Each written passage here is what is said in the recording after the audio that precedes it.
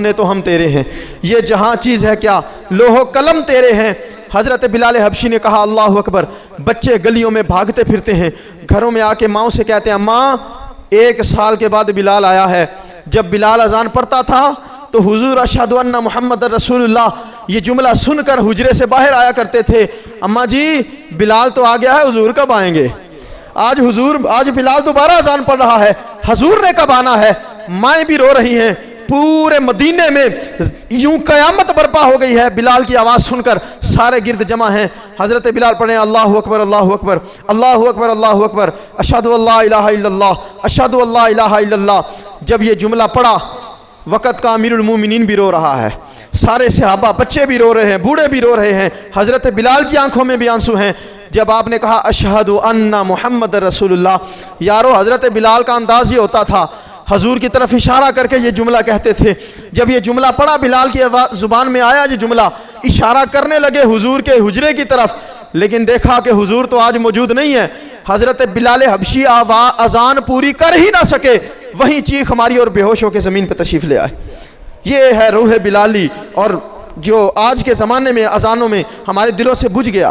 एक बुज़ुर्ग की मैं बात सुनाया करता हूँ, हमारे मोहल्ले में एक बाबा जी हैं, वो बड़ी बड़ी गंदी गालियाँ देते हैं। एक दिन मस्जिद में मगरिब का वक़्त था, हम इकट्ठे हुए, अजान का वक़्त था। मैंने कहा बाबा जी अजान पढ़ो। कहता पुत्र मैनू शर्म आउंदी है। क्या शर्म आउंदी है? मैंने कहा भाई अल्लाह का नाम लेते आपको शर्म आती है, गली में खड़े होकर जब गंदी गंदी गालियाँ देते हो उस वक्त शर्म नहीं आती तुम्हें? तुम्हारे कदम तुम्हारे पाँव कब्र में घिस चुके हैं और तुम्हारी कमर तक तुम्हारी कब्र पहुंच चुकी है, और अब भी तुम्हें गाली देते शर्म नहीं आती, अल्लाह का नाम लेते शर्म आती है। और ये इसमें उस कसूर मुसलमान का नहीं है, इसमें कसूर वही बात है जो इकबाल रोता था और कहता था अंग्रेज़ की तालीम ये है, ये फाका कश जो मौत से डरता नहीं ज़रा, रूह मोहम्मदी इसके बदन से निकाल दो। हज़रत बिलाल हबशी की आवाज़। और फिर सिर्फ दुनिया में अज़ान बिलाली नहीं गूंजती थी, जन्नत के मैदान में भी हज़रत बिलाल की आवाज़ गूंजेगी। इमाम इब्ने साकिर ने लिखा है हजूर अलैहिस्सलातु वस्सलाम बैठे थे मिंबर रसूल पर, सहाबा सामने बैठे हैं और हुजूर जलसा कर रहे हैं। और ये जलसा कौन सा है? जगह है मस्जिद नबवी, और ख़तीब हैं हुजूर, और सामईन हैं सहाबा किराम, और जलसा हो रहा है सहाबा, अज़मत सहाबा और अहले बैत का।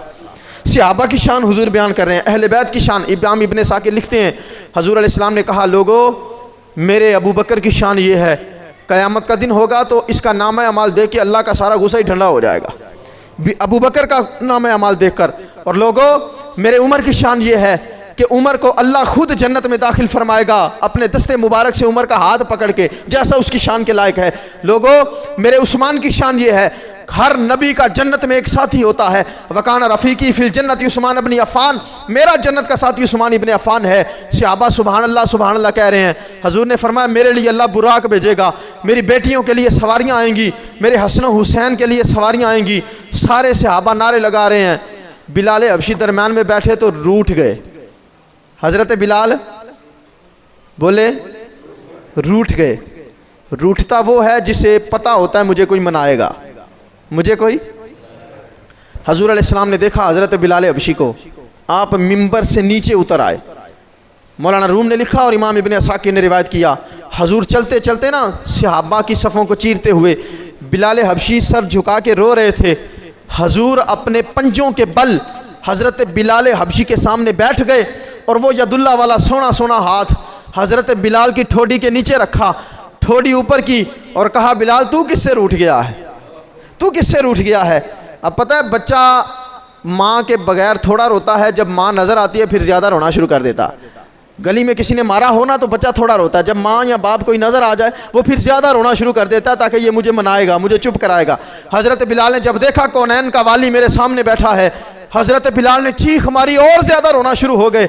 हजूर ने फरमाया बिलाल बात क्या है, बता तो सही तू रोता क्यों है।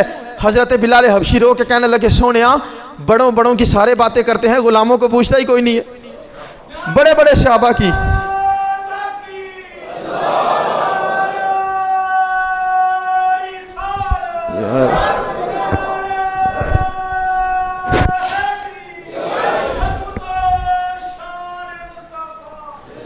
सोनिया बड़ों बड़ों की सारे बातें करते हैं, गुलामों को कोई पूछता नहीं है। हजूर अलैहिस्सलाम इब्ने साकिर लिखते हैं हुजूर ने फरमाया अच्छा अगर चुप करे तो बताऊं तेरी भी शान से आबा को, बताऊं तेरी शान। जब ये बात सुनी ना हजरत बिलाल ने, तो मौलाना रूमी फरमाते हैं हजरत बिलाल उठ के खड़े हो गए और कहा सोनिया जरा ऊंची आवाज से बताना, सब तक आवाज जाए, सब सुने बिलाल की शान को। वो बिलाल जिसे मक्के की गलियों में घसीटा जाता था, जिसे तपते पत्थरों पे लिटाया जाता था, जिसे खजूर की छाल का रस्सा देकर आग की धुनी दी जाती थी, जिसके पंजों पर, जिसके हाथों पर उमैया इब्ने खल्फ अपनी चारपाई के पाए रखकर सारी रात सोया रहता था, वो बिलाल हबशी जब हुजूर के कदमों में पहुंचे तो शान क्या मिली। हजरत बिलाल खुद फरमाया करते थे, लोगों में पहले भी गुलाम था, मैं बाद में भी गुलाम हूं, मेरी सारी जिंदगी गुलामी में गुजरी है। एक वक्त वो था जब मैं काफिर का गुलाम था, एक वक्त वो था जब मैं मोहम्मद अरबी का गुलाम था। गुलाम दोनों हालतों में था, लेकिन फर्क ये था जब उस वक्त गुलाम था कोई मुझे पूछता ना था, लोग मुझे मारते थे, लोग मुझे बुरा कहते थे। जब अब हुजूर का गुलाम बना हूं, अब अर्श के फरिश्ते भी मेरे नाम के नारे लगाते हैं। अब मेरी शान ये है, अब जन्नत की हूरों की सरदार भी मुझे तरसती है। ये बिलाल हबशी की शान है।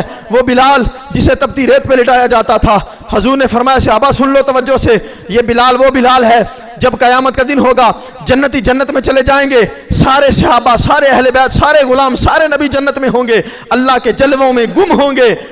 बिलाल टहलता टहलता जन्नत के महल से बाहर आएगा, अपने महल से बिलाल जन्नत की सैर करता हुआ बाहर आएगा, और बाहर हर तरफ सब्जा होगा, लोग अपनी अपनी मस्तियों में मस्त होंगे। कोई शराबे तहूर के जाम पी रहा होगा, कोई शहद के मजे लूट रहा होगा, कोई पानी के मजे लूट रहा होगा, कोई आबे कौसर पी रहा होगा, कोई दूध पी रहा होगा, और जन्नत के मजे, जन्नती नहरों के मजे लूट रहा होगा। बिलाल की तरफ कोई ना देखेगा। लोगों सुनो, मेरे बिलाल की शान ये है, हजरत बिलाल को हुजूर की गुलामी में अजान देने का सिला अल्लाह ने ये दिया है। जब जन्नत में बिलाल जाएगा, सारे लोग अपनी अपनी मस्ती में होंगे, बिलाल को जन्नत में गुस्सा आ जाएगा। जन्नत में बिलाल को, जन्नत में गुस्सा किसी को नहीं आना, याद रखें। जन्नत में बुग़्ज़, हसद, कीना, गुस्सा, लड़ाई झगड़ा ये चीज़ें नहीं हैं, इसलिए कि ये शैतान की तरफ से होती हैं। लेकिन हज़रत बिलाल की शान पे कुर्बान जाएं। हजूर फरमाते हैं जन्नत में किसी को गुस्सा नहीं आना, मेरे बिलाल को गुस्सा आएगा। बिलाल को गुस्सा आएगा कि कोई मेरी तरफ देखता ही नहीं है।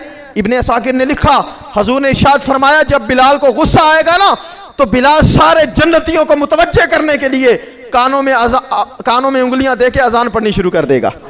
बिलाल जन्नत की वादी में अजान पढ़ेगा। जब बिलाल कहेगा अल्लाहु अकबर, तो जन्नतुल फिरदौस से लेकर जन्नतुल खुल्द तक आठों की आठों जन्नतों के जितने जन्नती होंगे वो सारे अपने महल्लात से बाहर निकल आएंगे और बिलाल के गिर्द घेरा डाल के खड़े हो जाएंगे। बिलाल की आवाज़ अजान सुननी शुरू कर देंगे। और जब बिलाल कहेगा अशहदु अन्ना मुहम्मदर रसूलुल्लाह, जब बिलाल मेरे नाम का नारा लगाएगा तो सैयदुल मलाइका, फरिश्तों का सरदार जिब्रील अमीन बिलाल के नाम का नारा जन्नत की वादी में लगा देगा। बिलाल के नाम के नारे लगेंगे जन्नत में। ये क्या है? ये वो रूह बिलाली है, ये हुजूर की मोहब्बत का ज़ौक़ है जो हज़रत बिलाल हबशी के सीने में था।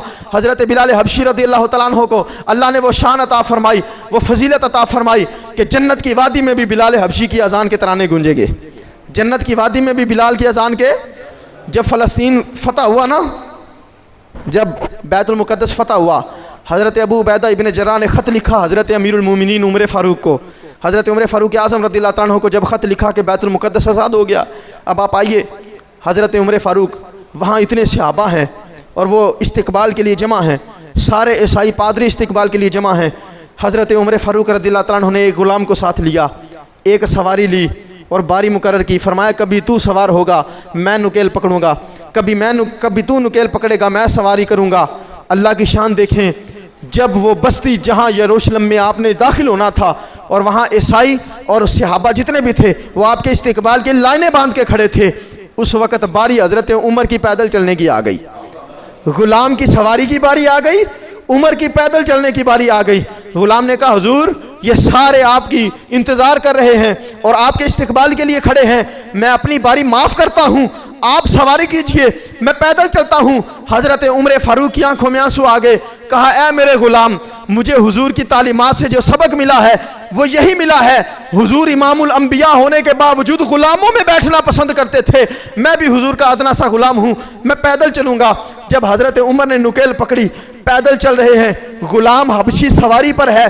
जब यरूशलेम की सरजमीन में दाखिल हुए, अब सहाबा भी देख रहे हैं, ईसाई कुफर के सरदार भी देख रहे हैं। एक ईसाई कहने लगा, ये तो हबशी गुलाम है सवारी पे, ये इनका अमीरुल मोमिनीन है, ये हमसे क्या लड़ेगा। ईसाई पादरी ने कहा, खबरदार, उनकी शान में कोई बात ना करना।